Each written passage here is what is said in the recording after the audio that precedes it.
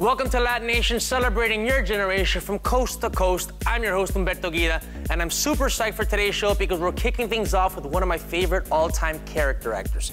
Born in Panama City, Carlos Carrasco traveled to the United States on an acting scholarship. From there, the intense and brooding performer has racked up a lengthy resume that includes some of the hottest TV shows, blockbuster movies, and even live theatrical productions to make him who I think is one of the hardest working guys in showbiz. And we sit down with Carlos to talk about his acting and also his documentary directorial debut right here on LatiNation. My name is Carlos Carrasco. I'm an actor. I first came to the United States in 1968 to pursue the dream. I thought I was ready to go to New York and conquer the world because by then I was a classically trained actor, and boy, were they gonna see something when I got to New York. And I would go to auditions and go, yes, what do you want me to do? Where are my lines? And then the lines would be handed to me and they would be something like, give me the drugs or I will stab you. You know, and they were like, next.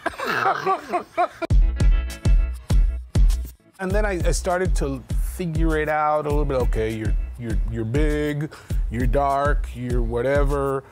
This is what they expect. And if you wanted to work, that was the game that you had to play.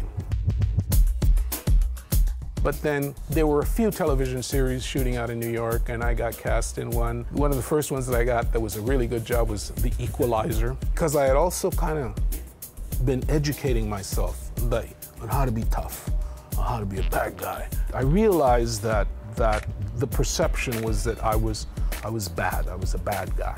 And in fact, that's mostly what I've played throughout my career.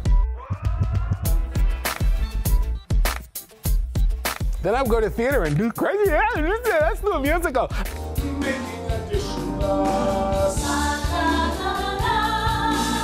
And then go back and be a bad guy, because it pays more. One of the things that I always try to do if I'm in any kind of way able to control it is to do art that is connected to the world, that has something to do with what's going on out there. Because even Blood In, Blood Out, I think that one of the reasons that Blood In, Blood Out still resonates so much to this day is because it talks about a specific societal dynamic. It's not just about, I'm a bad guy, I'm going to shoot you and this and that, you know? I mean, it really is like, okay, what does this mean in the context of the world and life in bigger terms? So, I mean, I think it's really important for anybody who wants to be an actor to not be narrow, to be open, and to be taking it all in.